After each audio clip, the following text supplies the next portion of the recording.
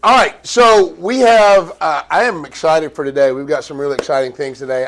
You guys are not going to be bored to death with me up here jabbering for an hour this week. I get to actually sit back and learn something myself, so I am super excited for that. So the lineup for today is going to be, we've got Sydney Rogers is going to be going over the Ninja Selling 10-step buyer process, which is really kind of an amazing thing to do.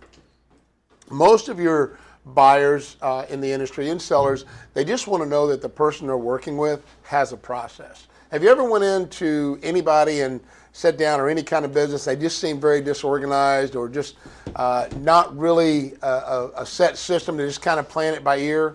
And well, look, if you don't have a system of how you do things every time, that's what you're going to look like to your clients. And people have a lot bigger comfort level when they know someone has a system and a plan and are organized and the way they're going to accomplish things. Hey, Rach. So that's always really, really good. So she's going to be going over that. I'm super excited about that. Then Abby is going to come up today. She's got Mason here. We're going to put him on payroll. Mason is going to talk to us. No, Abby's going to talk to us about Brokerment. We have just upgraded our Brokerment so that we now have multiple offices within inside Brokerment. So if you've been in Brokerment lately, you will only be able to see what's happening in your company. So you'll see up top it's Real Estate VB, Away Real Estate VB, and Away Real Estate. So hey, Christy, glad to see you. Good, Carrie's here. So we have those broke up. It also now has a new onboarding feature where it's simply everything that we need to onboard new agents to the company.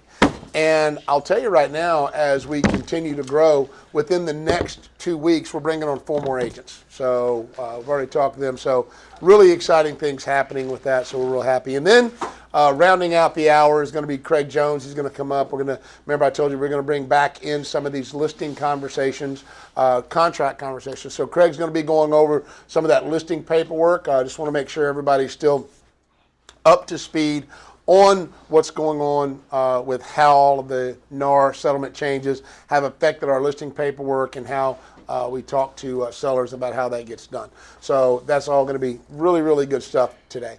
One other announcement. So within the next week, Sierra Interactive is going away and you will be switched over to KV Core. We are going to take care of setting up your profile and making sure all that's set up for you. KV Core, like I told you guys in the beginning, we ran a test for about, 6-7 months to see which platform provided the most use and the most tools and was a better product for you, the agents, and that KV Core, hands down. And the reason is because with Sierra, if you want to do something special in Sierra, you have to come through us, the brokerage, to really kind of do that. And then we have to kind of manage that for you, and you don't really have full control over it.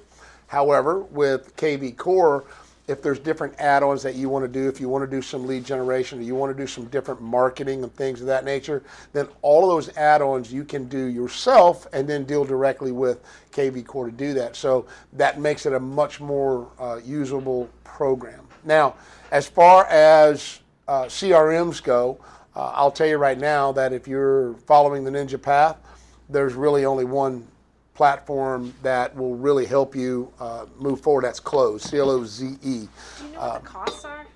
About $40 a month. That's it? That's it. That's for the Platinum Premium. Yeah, and not only is it amazing, it has a Ninja overlay. And one of the things that I love about it, which I think there's 2 things. There's a lot of things I love about it, but there's 2 things that I'll bring up real quickly.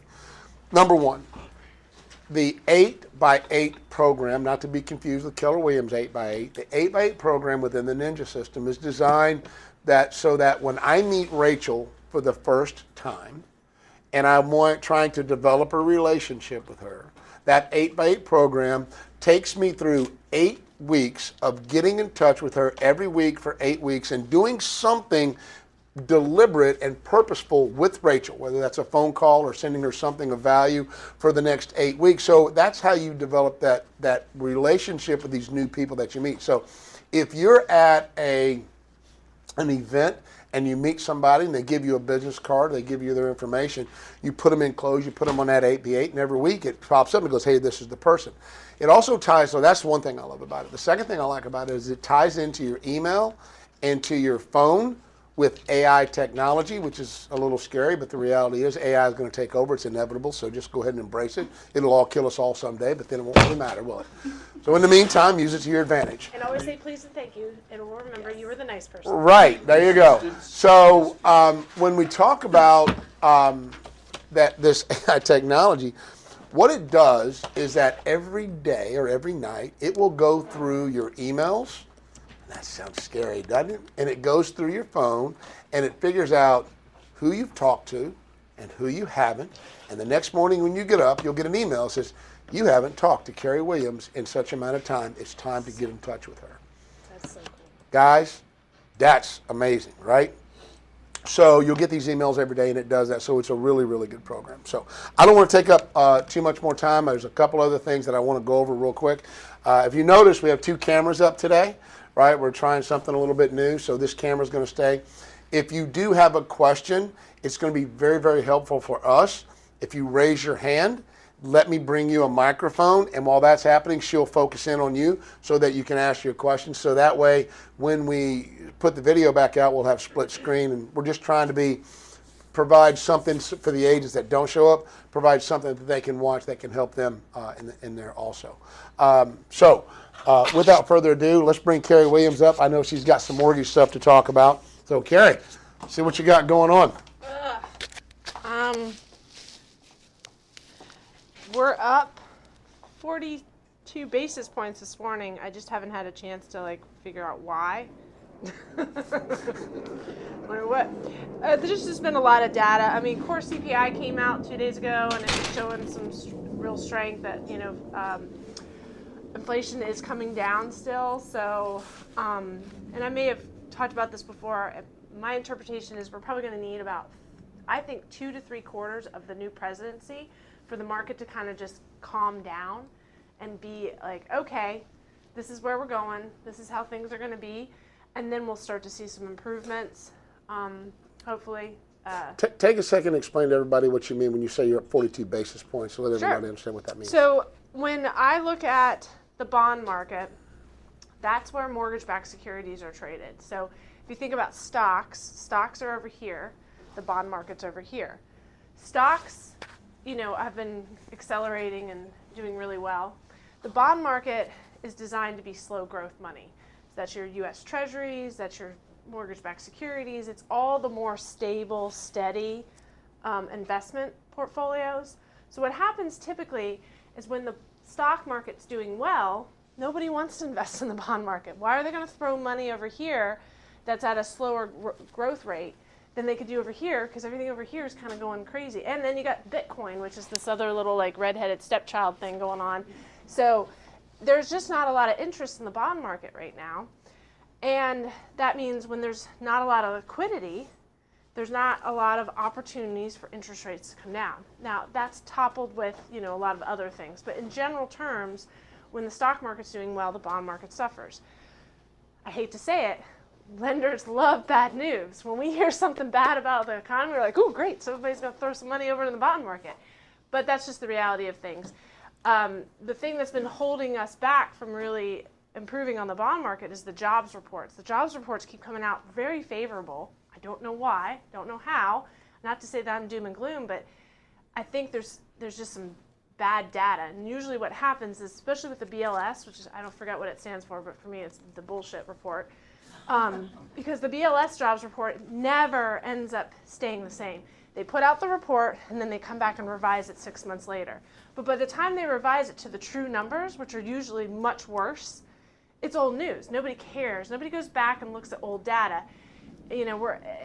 Unfortunately, we're just in this heightened sense of what's the newsreel today. And I hate to say it, stockbrokers and all them, they're short-term people too. They're really only looking as far as they can, see ahead, right, what's on in front of them a lot of times. So what's this doing to interest rates? Well, so since December, when the Fed announced that they're going to slow the Fed funds rate cut, we've just been, where interest rates have been going up. So between September 18th almost, we were, for instance, on a VA loan, we were at about 5.75. Today, on a VA loan, we're at 6.5, 6.75. So that's a whole point increase in 3 months. Now, what's the difference between that jump and what the jump was a year and a half ago? It's everybody's used to it now. I mean, at this point, buyers have been beaten down by these higher interest rates for long enough. It's not as scary. So I think that that's a good thing. Also, too, in perspective, last time, like March of last year, April of last year, I was quoting interest rates in the 8s for conventional buyers, and I was quoting interest rates in the high 7s for VA buyers. So if you look in perspective, we are still better than where we were. We're just not where we all hoped we would be. So that's kind of where you have to kind of take it. I'm seeing a lot more closing costs and concessions. I mean, Jessica Billings put out an offer on a house for herself yesterday with $21,000 of closing cost assistance. I thought it was just going to come back rejected. The seller's still thinking about it. So that goes to show you what kind of market we're in. You know, if the house has been sitting, you got opportunities. And this is the time for buyers who don't have a lot of money. I mean, I know I've been saying this broken record, but it really is. If you have a buyer that doesn't have a lot of money, or they've got a home sale contingency. I've got tons of home sale contingencies right now. You know, this is when they need to get at it. So that's about it. I think I don't like to make this big deal. I still have Spark money. Yeah. So don't go crazy with it, because like literally, like I found one nonprofit that their website's so convoluted and confusing, and they charge a $99 application fee. I think that's why nobody used them. But they're great, and I've gotten like 3 buyers in the last month with Spark money. So if you've got a buyer that's a minority buyer, lower income, we can get a whole 1% rate reduction on their interest rate if they're going through Virginia Housing, and that's huge. So like I said, don't go crazy with it, because like it's limited. But to have Spark money in the new year, that's crazy. But nobody knows about it. Awesome. Also, congratulations to Carrie. She's getting an award for the number of VHDA loans she's done in the state of Virginia, her and Lacey Whitaker. Yeah. And let me tell you why I think that's very amazing and why she needs to be applauded. As y'all know, she left Atlantic Bay and opened up her own branch of Revolution Mortgage. And that office bases everything that she makes now is based on the profit and loss of her branch office. And she doesn't make a lot of money. No lender makes a lot of money on VHDA loans. They just don't. It's really kind of, we could get into basis points and what they pay and what they don't, but it's capped and it's held low. So the fact that she's doing those is a testament to how she wants to really make sure that her clients have the best deal possible. So good job. Thank you. Lacey Whitaker, I think, is getting an award for that too, because she's done a bunch of them with you, right? Yeah. So yeah, I know. That was like. Yeah, so Talk congratulations. about that That's amazing. All right, that is the last thing I have. One last thing is, I know. Well, no, my one last thing is, Sydney, come on up. Let's get her PowerPoint. Come on, let me Mac you up here.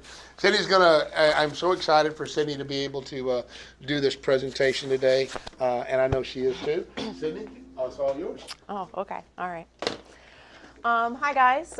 Most of you know me, but for those of you that don't, my name is Sydney Rogers. I have been with Away since March of last year. I am Kenny and Craig's biggest headache, so they're returning the favor today by having me up here talking to you all. You guys are probably wondering why I am up here, since I am very introverted. I think Kenny's given his try at exposure therapy, so if you guys are also interested, go see him to sign up. So, all right, we're going to go ahead and get into it. You're going to see me reading a lot. We're going to get through it together, guys. So the 10-step buyer process. This is in the Ninja Selling Book, and we're just going to jump right in and start off with the steps. Let's see. Oh, yeah. Oh, my button. That's right. So, thank you, though. Thank you. This is the prettiest presentation we've ever seen. Thank you. I appreciate that. Somebody wise once told me that you should incorporate art and science into your presentations. So I went ahead and took advantage of that. If there's anything that you get from this, it will probably be my presentation. So feel free to read it if I'm not making any sense. So the purpose of the 10-step buyer, the goal is to help your buyers become more clear and confident in their decision making, and leading to a smooth transition in their buying process. We want to keep the process simple. We want our buyers to be clear and confident, and we want to eliminate those doubts and fears. Am I not doing it right? There we go. All right, so confused buyers don't buy. Your mission as the agent is to make your clients more clear and confident. Once again, we're trying to eliminate those doubts and fears. This is going to be a 10-step guide that will remove those fears before the home shopping even begins. All right, so you're probably wondering what those 4 greatest fears are. Oh, I didn't even get into the fact that there are 4. There are 4 great fears that the book found. You're probably wondering what they are. And we have losing a home, missing something, paying too much, and something wrong with it. I'm sure if we've worked with buyers before, we've all had that experience where our buyers have had maybe one of those, if not all of those. It is our job as the agent to keep the process clear and confident for our buyers and to eliminate any of those doubts and fears. So we're going to start off with step 1.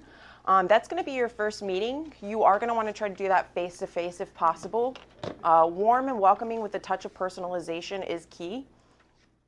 For your first 2 minutes, you want to go into forward questions and building rapport. Get to know your client a little bit and try to be welcoming and make them your friend. Watch also for verbal and physical cues for better connection. Not just watching your client's verbal and physical cues, you want to watch your own as well. You want to do positive, affirming cues that you are listening and paying attention to your clients. All right, step 2, we've got move to another spot or location when it's time to talk business and set up that space prior to arrival. Sometimes we don't have that luxury. If you're meeting at a Starbucks, you may not be able to set up another space, but even doing something as little as meeting them at the door and having a greet and like a couple second conversation before sitting down and jumping into business is super helpful, and it alleviates the nerves a little bit. All right, so we've got step 3. That's going to be jumping into your buyer interview. You can start off by doing something small, like offering small gifts such as food or drink.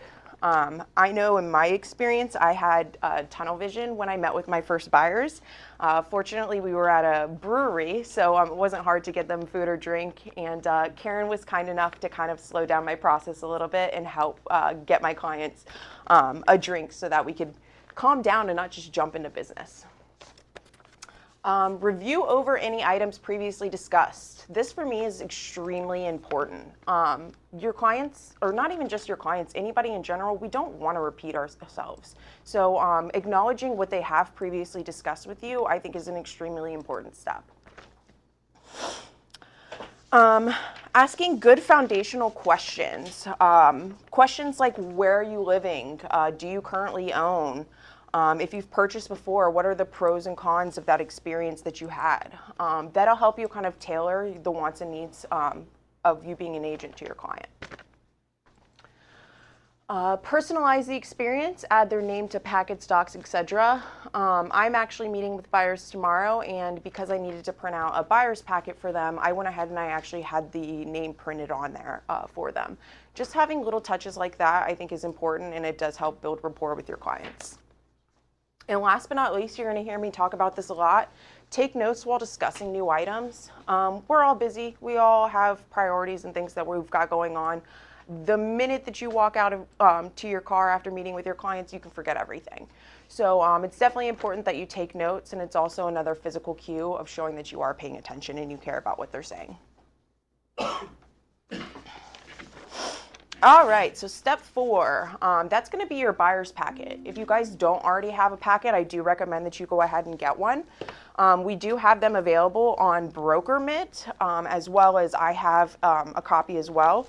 But you just want to be able to have a packet available to them so that they can have an idea of what they're about to jump into in the buyer's process.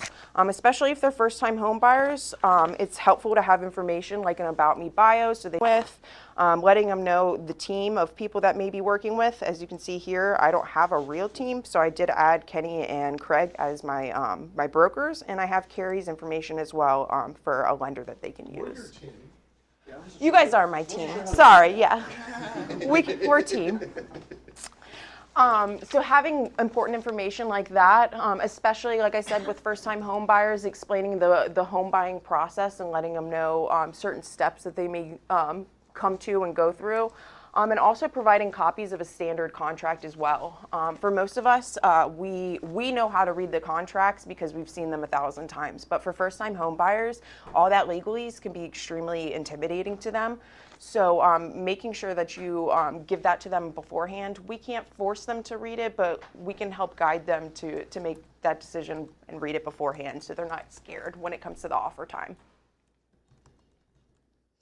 All right, so step 5, that's going to be your funnel process. This step is crucial for eliminating those 4 buyer fears. The basic idea of the funnel is to put everything in the funnel that might work for you and your buyer, and then of course filter out anything that doesn't fit. A good question you want to ask your buyers is if they have already taken a look in the market and looked at any of the properties. If they have, find out exactly what it was about that property that drew their attention. The first thing that they do say is going to be their dominant motivation, and you're going to want to write that down. So finding out their pros and cons, their likes, their dislikes, and we'll get into that a little bit more in a next step. All right, so step 6, that's going to be a scale of 1 to 10. You want to ask your buyers exactly where they're feeling. 1 being they're just starting to look, they've really just begun the process, to 10 being let's buy now. Now, some of your clients might think that they're at a 10, and we know that they're not at a 10, but it's really just getting an idea of where they're at mentally in their buying process. The book did say that most buyers do rate themselves at a 5 or 6. My buyers were at a 8 or a 9. But a good question to follow up when you do find out what their number is what do they feel would have to happen in order for them to be at a 10? Like we said before, they may not have any idea of what it is that they've got to do, but that at least gives you an idea of where they're at mentally in the buying process. We're going to want to write it down. It's a physical cue of showing them that we are paying attention and we care about their wants and needs. And then once we have all of that information, when we've gone through step 1 through 6, we do have a clear list of items that are needed to purchase the home.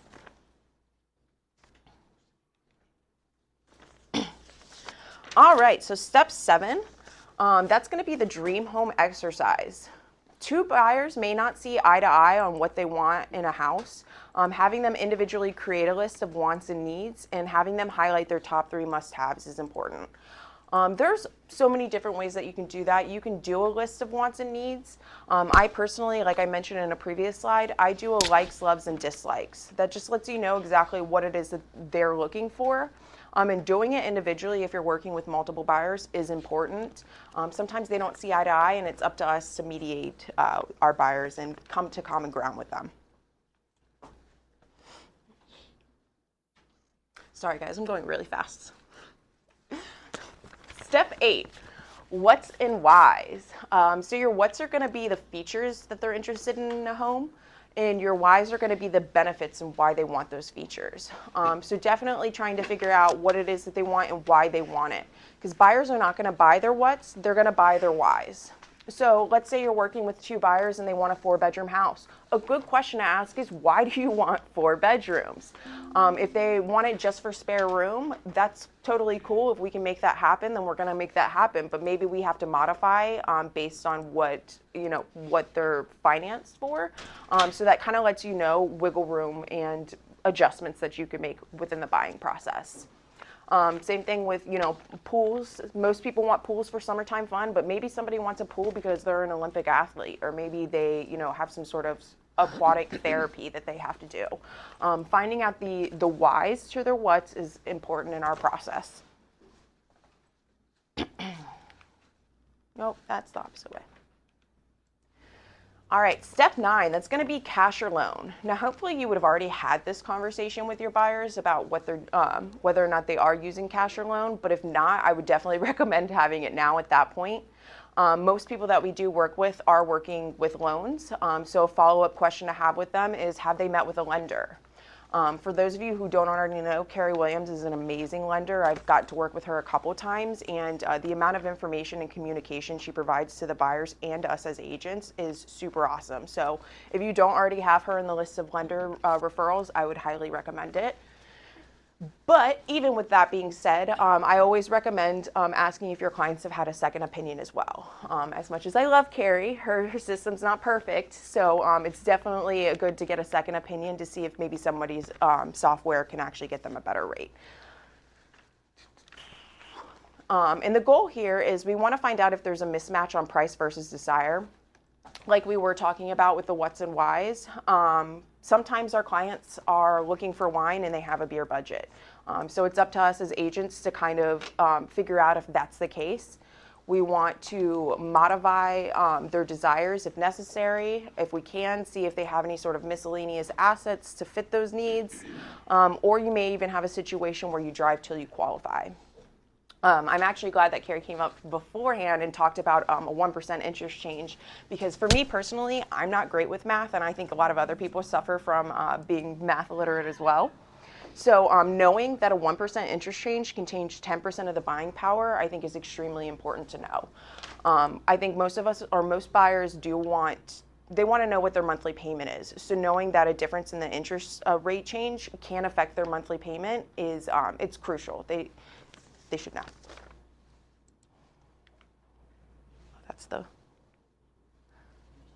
All right, and last but not least, we've got step 10. So you're going to want to go over with your buyers if there's anything that we've missed. Review the market and conditions. That for me is actually one of my favorite steps. We all have access to Dominus Analytics in Rain. I would recommend pulling that up with your clients and using that. I personally did that with my buyers, and they loved it. It gave them an idea of the market that we're working in and and what we may come across while we are out trying to find their home. I also like the 80% perfect house. I think that that's a good conversation to have with them. I think most of us, or at least first-time home buyers, they want to go out and they want to find their perfect house. So being realistic with them and telling them that we're going to look for 85% of their wants and needs, I think is an important conversation to have, and just making sure that they're happy and okay with that. And the lost house story, if it sells tonight, you know, how are you going to feel? How are you going to be okay with that? I personally use that throughout my entire process, because us as agents, we're here to guide their decisions, and our buyers are the ones that need to be making the decisions. They're going to come to us often and they're going to ask us what we should or shouldn't do in those situations. So I often ask them, you know, if we lose out on this deal, if we pull the contract, like, are you going to be upset? How are you going to feel? I think that those are going to be important questions to have, and having those conversations up front kind of alleviates those doubts and fears. And last but not least, we've got prepare expectations and negotiations. It kind of goes back to what I was talking about in the buyer's package. Just let them know the process. Like I had mentioned before, my buyer's package does have a list in the process, and you guys can actually pull that up and kind of show them, like, hey, so we've already met in the buyer's interview, if I can get to it. I have a roadmap. So I actually showed my buyers the roadmap, and I let them know, like, hey, we're at step 2 right now of meeting with your agent, but this is all the work that we've got to do beforehand. So that lets them know, like, hey, we're not, you know, the fun part of shopping for homes is going to happen in here, but we've got a lot of work to do, and it's best that we get to it. All right. That's all I got for you guys. Sorry I sped through that, but I didn't stutter, so I'm proud of myself. Do you guys have any questions or concerns or compliments or anything? I have a comment. Yes, I would love that. I have to compliment you. Did you say you have social anxiety? Yes, I do. Well, I'm telling you, it didn't show. Well, thank you. I appreciate that. You're very good at this, so Oh, don't, you're not don't going to have tell any Kenny that. problems with social anxiety after this, I can assure you. Well, Good that means job. a lot, so thank you so Very much. impressive. Very nice. Thank you. Yes. I just wanted to comment on when you were talking about Carrie and offering them a second opinion. And I just wanted to kind of say that I think that's so important, and it helps drive the business to Carrie. Because if they realize, you know, I'm not pushing you on anybody, I'm gonna give you some choices. Absolutely. You know, this is the one I recommend, but I want you to make the decision. So if, when you do that, I think that gives them a certain amount of comfort. Absolutely. And they trust you a whole lot more. I need to listen. Loan officers put on there. Yeah. Yeah. Give them their second opinion. Get one from Navy Federal. I usually say No, Navy hey, Federal I actually had to that. carry. You gotta challenge Karen a little bit. So I want to tell everybody how super proud I am of Sydney here. And I came in this morning. She looked at me. She goes, "I hate you right now." Just calling her out in class 3 months ago and having her answer a question in class sent her into a full-blown panic attack. So you've come so far, and great class. We're going to put out a link in the, it'll be out on the YouTube page and also going out right now. We have the 10-step buyer package, the process, ready for you. If you look in Brokerment Library, the 10-step buyer process is laid out, so all your notes are already laid out in there for you, so you'll have that to take home with you. One of the next classes that we're going to do is going to be the 16-step listing process. So, Sydney, great job. Thank you very much. How many of you, everybody, give her a hand. You're so glad to get rid of that, aren't you? All right. Are you gonna make her do the 16 steps? Oh, please don't. I'm not sure who's going to do that yet, but it will be someone from the Ninja Accountability Coaching Program. So we have the Ninja Accountability Coaching Program. If you're not in that and you want to be, sit down and talk with me, and we'll talk about how that's going. If you're in that program, raise your hand. How you guys liking it? Is it working well for you? Rachel? Matt? Yeah, I'm just brand new to it, and there's so much. It's like eating the elephant just one bite at a time. Woo! It's so far it's really like honing my focus. Yeah, it's easy to get fed by a fire hose, right? So you got to be careful with that. So we talked about this Monday. We have Monday Madness every Monday morning for people in that coaching program. We talked about the power of three, and we underestimate what we can do. Oh no, I'm so sorry. We overestimate what we can do in a day, and we underestimate what we can do in 3 days. So pick 3 of the habits, and make sure you do them for the next 3 days, the next 3 weeks, and the next 3 months, right? Don't try to bite it down as one day because you will be overwhelmed. And then, but I've got 3 days. So just really kind of narrow your focus and get down to things. And your live interviews are probably the most important. Okay, Abby, you're going to come up here. She's going to talk to you about Brokerment. There's been some good improvements in Brokerment, so we're super excited about that in case somebody. And I'll try to work this thing. You good? All right. Good? We're good? All right.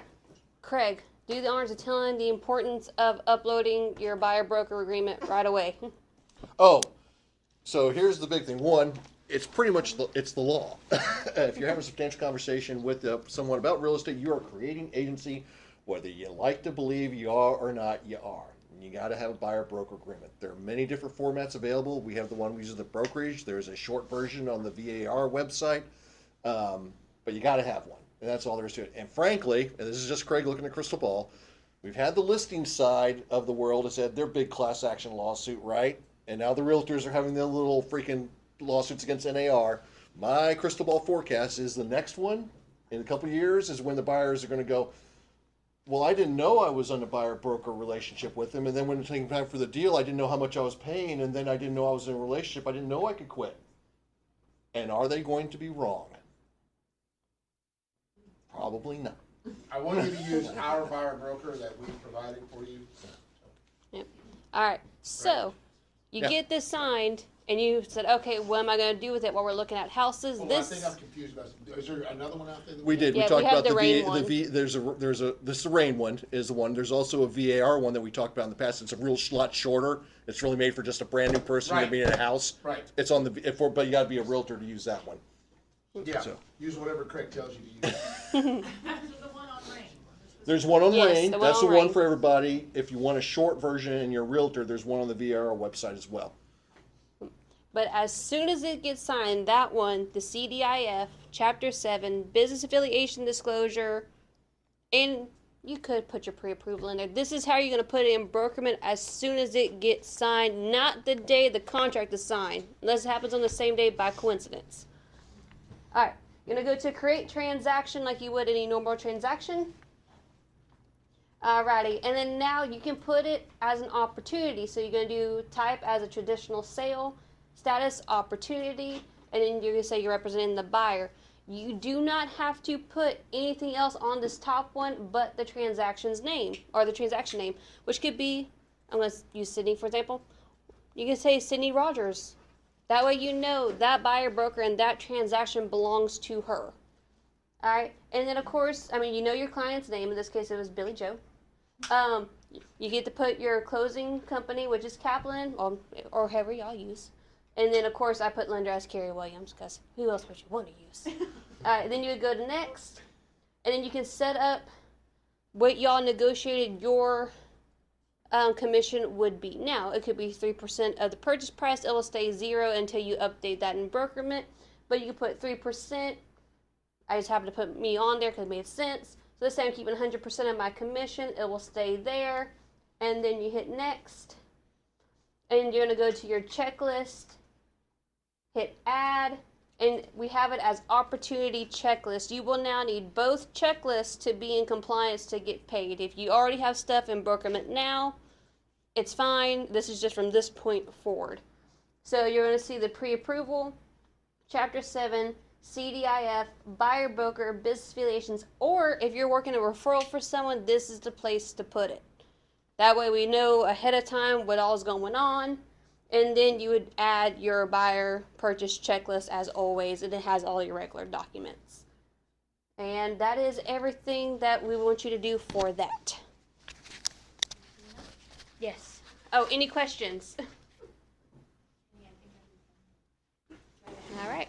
Now off to Craig for his Listen. Listen paperwork. listing paperwork. This one? That one? Okay. All right. Oh, we got a question here. Who had a question? Who had a question? Oh, different, it's not about that, never mind. Oh, Mel has a question. So do you recommend not sending the group email so before you get a buyer brokerage agreement? Oh, that's a question for them. Say, what was the question? You know, you go in the rain and you do a drip email, sending houses to them and.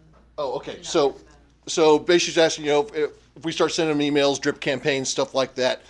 We had this big, long discussion on agency a while back in one of the trainings, and it pretty much boiled down to this. If you're just doing a drip campaign, publicly available information that they can normally get, that's fine. It's when you start to get into that stuff that is just on RAIN, that only you as a real estate agent know that you can do, that's when you're getting into it. And where you draw that line is very case specific, but just drip campaigns, stuff that they could pull off the internet, that's okay. You don't need a buyer broker for that. Okay, I'm going to try a little different format than my past ones. All of us are in here at some level familiar with the actual paperwork, so I'm just going to highlight the stuff I'm seeing in Brokerment or the stuff I'm reading about from other agencies about things that get messed up, so we're not spending too much time dwelling on each individual word. So today we're going to do listing agreement with SAER. It's funny we mentioned the agency thing because that comes up in here as well. All right, so just some highlights and some pitfalls. So the listing agreement and the SAER are what creates your agency for the sellers. Buyer broker agreements, what does it on the buyer side. This is what we're going to do on the seller side. So I'm just going to highlight some stuff here. The first one is the first two paragraphs, your standard boilerplate. This is the house, these are the people. Paragraph 3, where the price is going. There was a lot of confusion on this for a while. What's a concession? What gets used as a concession? Oh, is that commission money? All right, so it's not that big a deal in this market, but times they are changing, right? You're going to see seller concessions are going to start to be important, especially when we get more into a neutral market, more into a buyer's market. And here's what you want to do. If the seller wants to do concessions, don't get wrapped up into what is the money going to be used for. That's for a topic for a different day. Right here in the listing part, hey, we want to give X% concessions to the buyer. Then you put that in here. It's to be used by the buyers, and that will be negotiated in the purchase agreement. Don't get too wrapped around the axle. about commission discussions for the buyer side and all that. There's just what concessions. You can get into philosophical arguments about how much you give to, are you going to offer for in total, both to the buyer's agent and to the buyer. That's for later time. Here's how much they want to give in seller concessions to be used by the buyer at their discretion. Questions? Okay, next slide. Paragraph 4.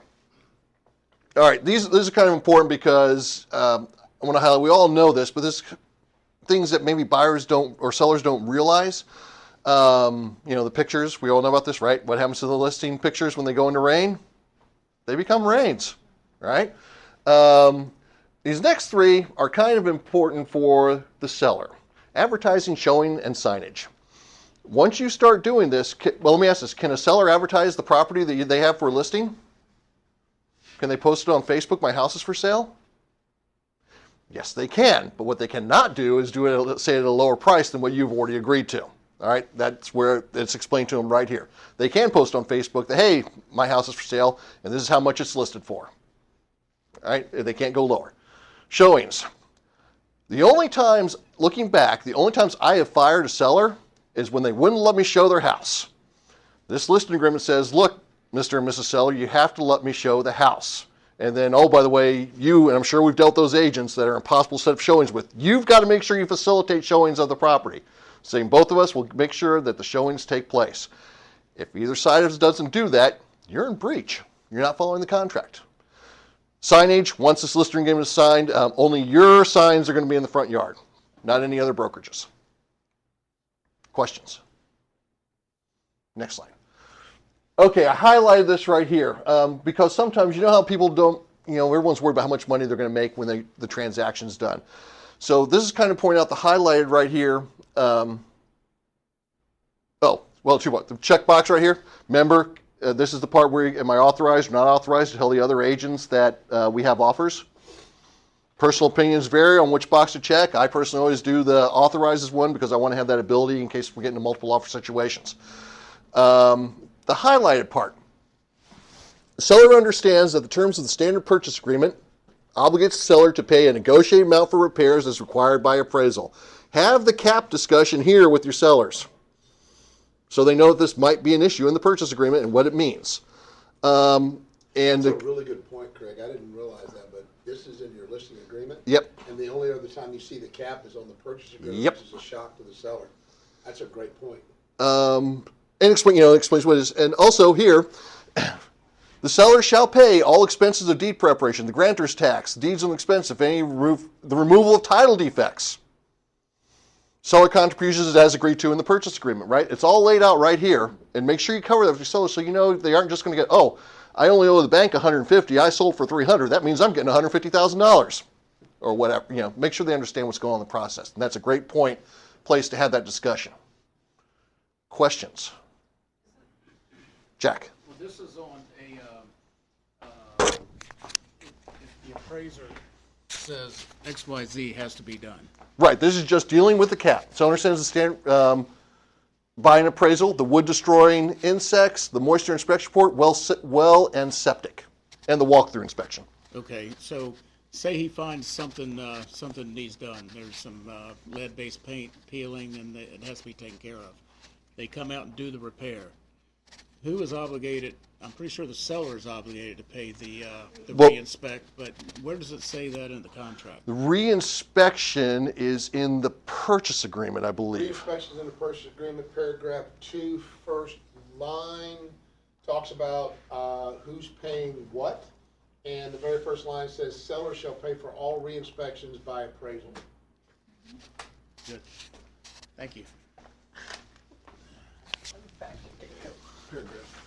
Paragraph 4, settlement expenses, second sentence, sorry. Next slide. So, just paragraph 8. The representations, warranties, and agreements. So the big thing is here, the seller is allowed to sell the house. There's not anything holding up the sale of the house, right? So the seller's agreeing to that when you put it here. Now I put this in here because I forgot about this. Wood destroying insect infestation inspection report. The wood destroying insect infestation inspection report requires the seller to disclose to the buyer all known property history information regarding wood destroying insect infestation, damage from infestation, and treatment history. I knew that, but I completely forgot. I read that once before in a class somewhere, and I completely forgot. Oh yeah, we had termites 5 years ago. You gotta disclose it. Maybe it's all been taken care of, but you disclose that too.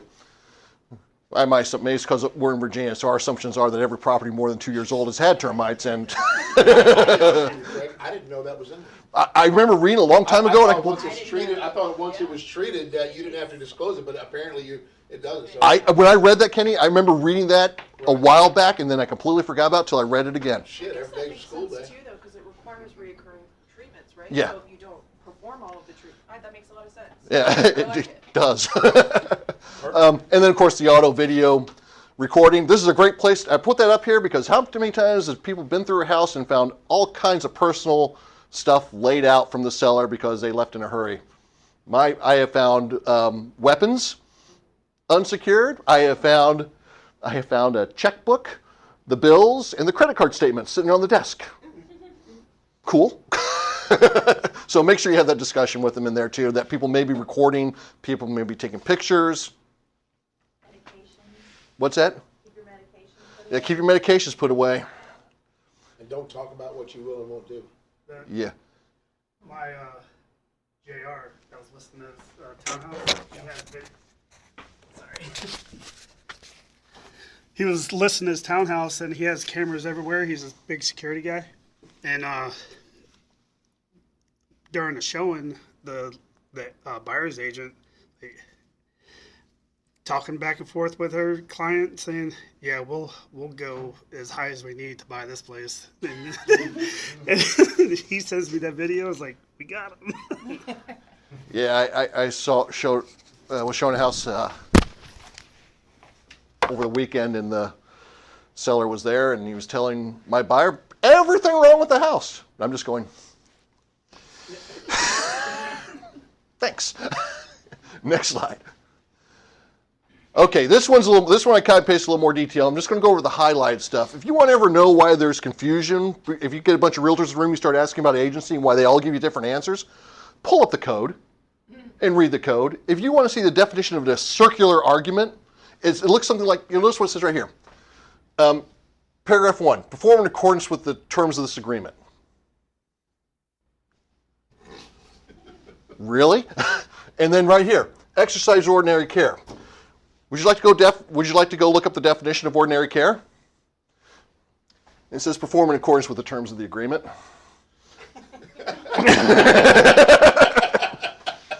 So whenever you don't get upset with everyone because everyone has different opinions of what agency is, it's in the code's written that way.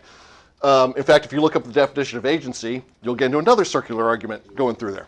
But however, just to point some things out here, the listing firm shall not be obligated to seek additional offers to purchase the property while the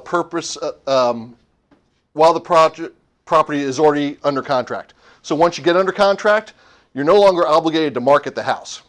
Doesn't mean you're not obligated to take any more offers, but you're not obligated to market the house unless they gave you permission. Can you think of a situation where that would be? First right of refusal. First right of refusal situation. But, so, just something to put out there. Short sale. So look, guys, I reviewed the brokerment documents. I can see when things are signed, and I can see when things are submitted and things are relieved. I'm just going to reemphasize this one. Receiving and presenting in a timely manner written offers or counteroffers assigned to the seller prospective buyers. You get them everything presented, and you get everything signed, and you get everything done in a timely manner. How long do we have to present offers? I mean, I do immediately. I mean, is there anyone else got any other rule? You get an offer. Now, presenting may be, hey, we got an offer for this. I got 3 more offers coming in. Do you want to see this now, or do you want to? But you got to present it. If you call the sellers and give them the offer, you're presenting it. But I don't sit on them. Yeah, I was gonna say, I send it. Yep. You might wait to sit and go over it, but I always send it. Yeah. Oh, yeah, EMDs too. This timely delivery documents is coming up here too. So EMDs, how long do you have to get an EMD to the title company? To the title? 2 days, man. 2 days. 2 days, business days though, right? 2 business days. Yeah, so, and then how fast do we have to upload documents into Brokerment? 2 days. 2 days after they're signed. Sorry, does that sound a little bitter? 2 days.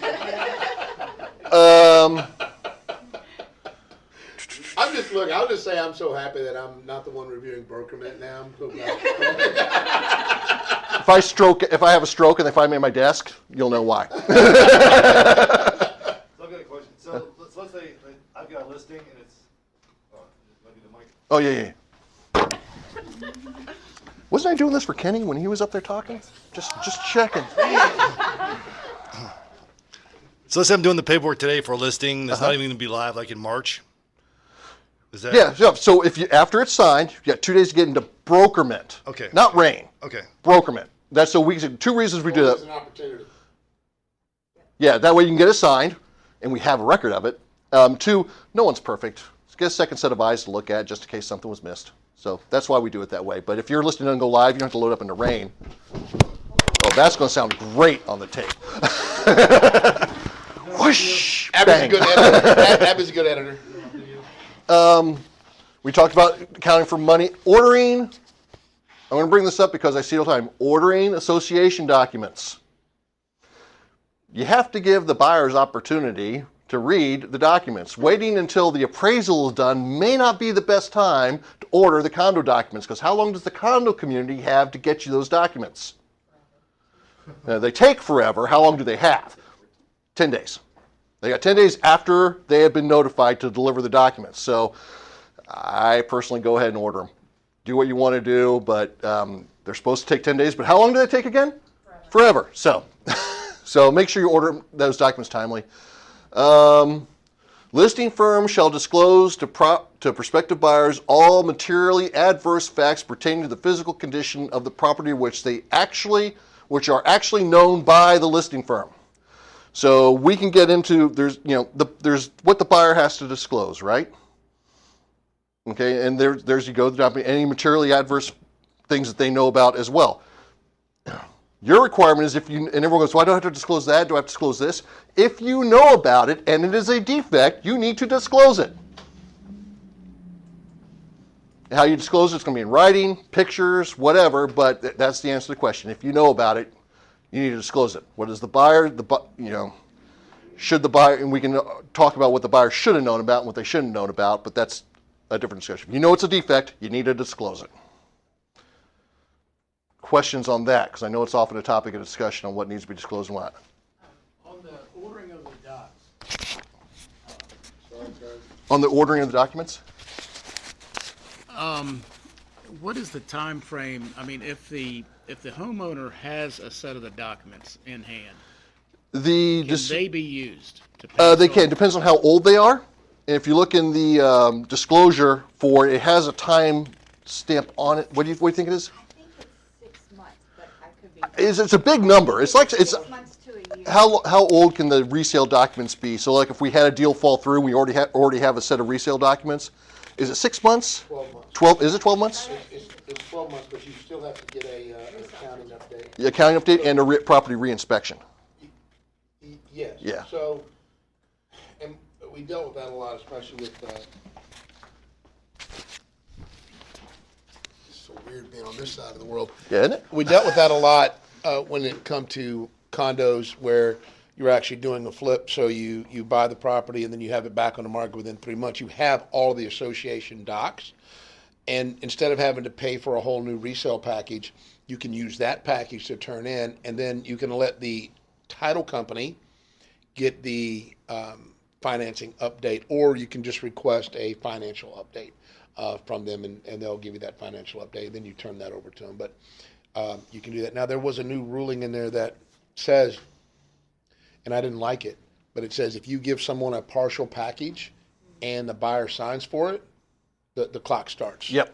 So if you're receiving that package, don't receive it and say that you received it, sign saying that you received it, until you make sure that all the required documents are been delivered to you in that package, which would include a financial update and everything else. That's super important to keep in mind because that's a change. So they have to make sure, and if you don't know what a complete package is, it's listed under VA guide or the Virginia Code. And it'll tell you exactly what I think it's 18 or 19 different items that have to be in that package. Yep. So if they're within the year, you just need a financial update. What- If there are documents that they have received within the year, so they just need to get a financial update. Yes. And you need to make sure that you have every item that goes with that package is turned over to them. But to answer your basic question, yes. The complete package. Yes. Would they need an updated resale certificate? You got a new buyer on it. Yeah, it's a new name on there. Good question. Yeah. It's probably. the resale certificate has the buyer's name on it, doesn't it? Right, Yeah. yeah. So, Yeah. but the rest of the package would still be good. All right. Next slide. Okay, so we've beat the commission story depth. I want to point something out because I see this a lot here. So this is the commission, right? You get for selling the house, and it can either be a percentage or a dollar amount. This second paragraph down here, the subparagraph, that's how much on top of that you get if you're the only agent in the transaction. Let's say you're dealing with an unrepresented buyer, and let's not get into dual agency discussions here, but just do an unrepresented buyer. How much you get for that? It could be whatever number you want. Just I've seen somewhere if you start adding them up, that's a pretty healthy commission, and good on you. So make sure you understand what you're putting there. Make sure your seller understands what that is.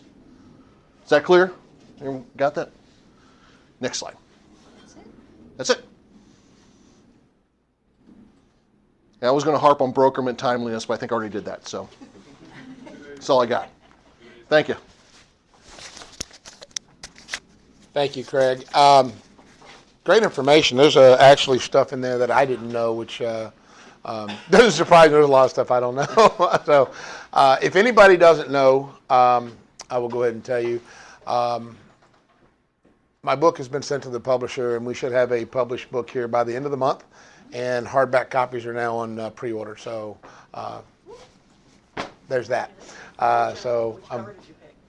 Which cover? I picked the cover that everybody else picked, the one that has like the buildings in the background. Yeah, seemed to be the popular choice, so that's the one we did. I don't really have anything else for you guys today. I can't tell you how much it means to me to have this many people here weekly for training. It lets me know that what we're putting out is valuable, and I appreciate that. If there is ever something that you guys want to see as far as classes go, let us know. We have Olivia Lee, who's an attorney who does estate planning, is going to be coming in and talking to you guys about trust versus wills. And it appears as though wills are kind of outdated way of doing things, and trust are the way to really kind of go. So if you put your house in a trust, or you put some other things in a trust, it can avoid a lot of things like probate. So that's a really good thing because you identify who the trust goes to, and then the trust owns everything, and then whoever owns the trust owns the property. See how we went about that? Okay, so she's going to come in and talk. So that's going to be a really, really good class. We'll have some other things if there's some other things that you guys would like to see. If you've noticed, we have running commercials here pretty frequently on the big screen TV, so that's been kind of nice. If there's any vendors that want to be a part of the company and that have interest in advertising with us, please have them see me or Karen Darden. Guys, keep Karen Darden, kind of send some positive thoughts and vibes her way. That girl, man, the last 2 or 3 months, she's had it kind of rough. She was sick, and then she had kidney stones, and she got sick again, and then she was just starting to recover from all of that, and her stepmother got diagnosed with cancer, and then had a little bout of what might have possibly been a little bit of a stroke. And while she's dealing with that, she gets a call from her husband Trip, who's snowboarding, and he has broke his collarbone and jacked his hip up. And she called me yesterday and goes, I don't think I'm going to make it in tomorrow. I'm like, I don't blame you. So wrap herself up in a cocoon. And stuff. Reach out to Karen, send her a text, send her some positive notes, because Lord have mercy, boy, they're just throwing everything in the world at her. We'll kind of keep her. I told her if she's anything she needs, let me know, and we'll try to help her out. Big shout out to property management real quick. They're up to 171 properties. This is from, Janet came over here. I'll brag on her for a second. Janet came over here 2 years ago, and she left a property management company. And, of course, with non-competes and all the way agents and stuff works, she came over with 0 properties, not a single property, stepped out in faith and said, okay, Kenny, let's go. And I said, all right, here's an office, make it happen. And from that to right now, she's at 171 and fast tracking her way to 200. If I told you what her goal was, anybody ever heard Grant Cardone? Grant Cardone has a book called 10X Your Life. And what that really means is that, if you're going to say you're making $200,000 a year, why not 200 million? Right? So set your sights big. And, I'd rather fall short of making 200 million than I would have making 2 million, right? So Janet has, I don't know if she's read that book or not, but that's her philosophy. Her goal is to have 1,500 properties in property management, and I support those goals. It's going to make I support those goals wholeheartedly. So she's doing really, really great. So if you see Janet, tell her congratulations. She's really moving forward. We have so many people that are doing so many good things and are really accomplishing things in life, and we always want to support and hold those. Remember, the world is what you say it is. Okay, perspective matters. All right. So with that said, if there's no more questions, get out there and sell a house.